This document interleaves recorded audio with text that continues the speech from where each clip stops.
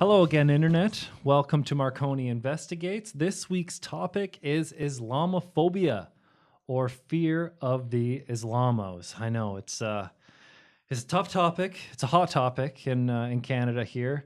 Mississauga, Ontario Liberal MP Iqra Khalid recently introduced motion M103, which does a number of things. Number one, quote, the government should recognize the need to quell the increasing public climate of hate and fear. 2. The government should condemn Islamophobia and all forms of systemic racism and religious discrimination. 3. The Standing Committee on Canadian Heritage should look at how the government could develop an approach to reducing or eliminating systemic racism for religious discrimination, including Islamophobia.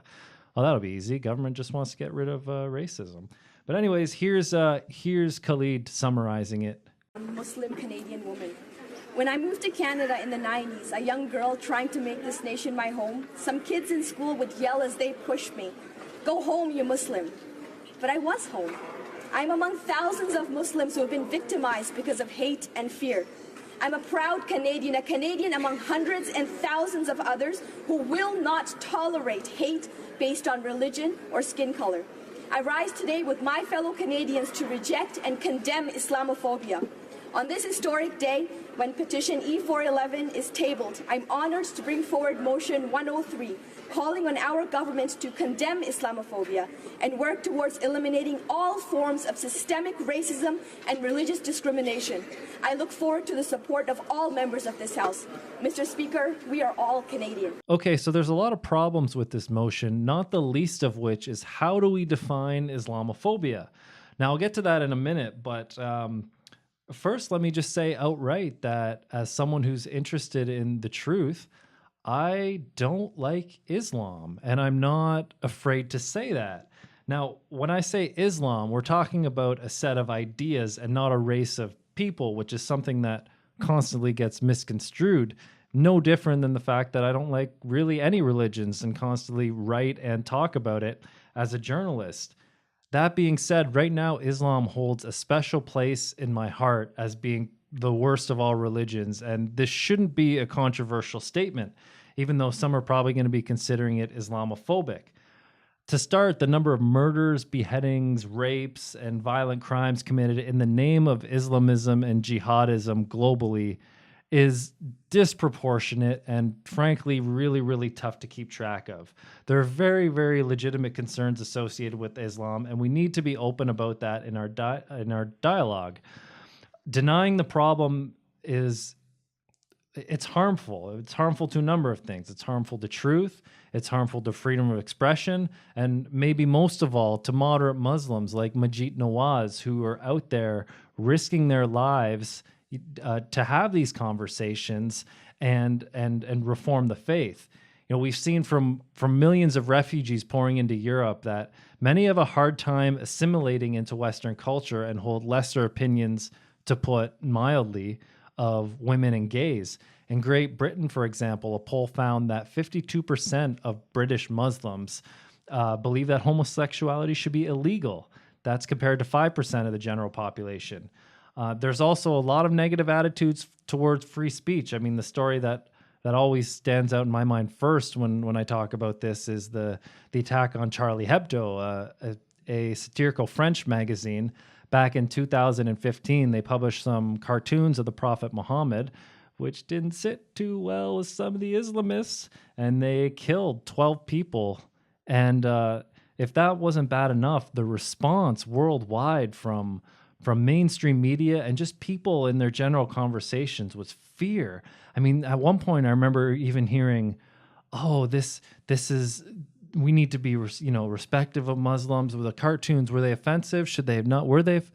The whole, even questioning whether the cartoons were offensive completely misses the point that you cannot be killing people over cartoons.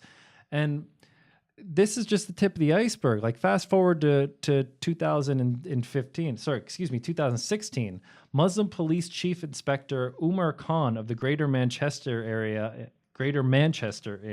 in England openly stated that freedom, and this is a quote, Freedom of speech does not mean freedom of offending culture, religion, or tradition. Yeah, it just means, saying the things that don't offend us. That's what free speech means. I mean, come on, give me a break. And this is happening in Germany too. In 2016, German authorities began prosecuting loosely defined hate speech with blasphemy laws. Chancellor Angela Merkel has already backed a federal program to monitor and police internet's activity on Facebook, Twitter, and YouTube for Islamophobia. So the dismissiveness among liberals in Canada that there should be no free speech concerns associated with M103 is a big steamy pile of bullshit. The crackdown on language has already been happening in Western democracies and continues here in Canada with the use of propaganda terms like Islamophobia, which the author of End of Faith, Sam Harris, summarizes nicely. Racism and bigotry against people based on ethnicity or the country they're born, that has nothing to do with this conversation at all. And so this meme of Islamophobia that has been thrown up to prevent conversations of this kind is really quite destructive. And it's something that, the hypocrisy here should be just shattering to liberals in particular, because you have, as Machi just said, we are abandoning the women and the freethinkers and the gays and the public intellectuals and the apostates in these are the most vulnerable people on earth in Muslim societies, where you have atheist bloggers, or not even atheist bloggers, just secular bloggers. People like Rafe Badawi. Getting hacked to death,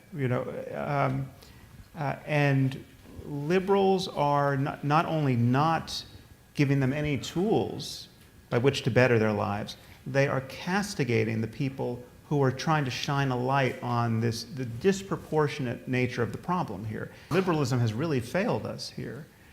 And it's not, and you can criticize Christianity all you want, and liberals will never bat an eye. You can criticize Mormonism all you want, but the moment you try to shine a light on the problem of, I think, appropriately described as Islamism for this conversation, just the full armamentarium of political correctness and cries of racism just hits you full in the face. And it is a thankless job. Nobody wants to do this. Nobody wants to have this conversation because it is so poisonous. Well, we're still up for that conversation at the Liberty Multimedia Content Network. We don't give a fuck. On that note, let's look at some of the numbers to contextualize Canada's alleged Islamophobia problem. According to Stats Canada, only 65 crimes were committed by hatred against Islam in 2013. 65. Not thousands, like Khalid originally said.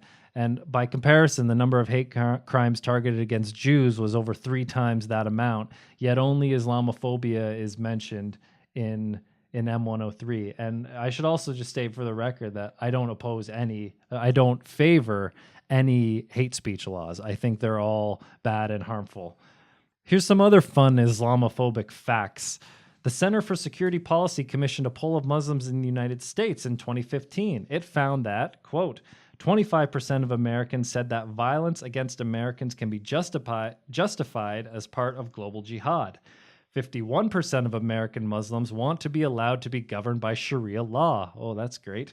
30% of Americans believe it is legitimate to use violence against those that insult Islam. And 33% said that Sharia law should take precedence over the Constitution if they clash. So these aren't small percentages of people we're talking about, because it's kind of the claim, there's only a small percentage of terrorists. Yes, absolutely true. But the amount of people that are sympathetic to some of these causes in a number of polls is troubling, to say the least. According to a Wenzel Strategies poll in 2012, 58% of American Muslims believe criticism of Islam or Muhammad is not protected free speech under the First Amendment. 45% of those who mock Islam should face criminal charges. 12% believe blaspheming against Islam should be punishable by death. I'll wrap it up with this. Of course, many good and hardworking Canadian Muslims deserve to be in this country. However, in doing so, they must accept certain values. 1, ideas should never be protected from criticism. including the ones that hurt your feelings, especially the ones that hurt your feelings. There's no such thing as free speech unless it includes the right to say things that are controversial. It's the foundation of our society, and it's the mechanism that we settle disputes and come to a consensus on ideas. And that's what Islam is. It's a set of ideas. It's not a race.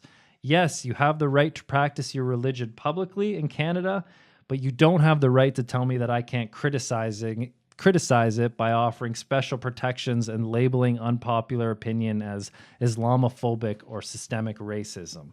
That's bullshit. It's dishonest and extremely dangerous, especially when we can't even agree on what that term means. So what are your thoughts on M103? Feel free to leave a comment below. We'll be sure to respond. Any questions or comments, concerns, like I'm an Islamophobic bastard, like the video if you really like it, subscribe, and go to our network, libertymultimedia.com, if you want to see more uncensored content from musicians, journalists, and storytellers. Thanks for listening.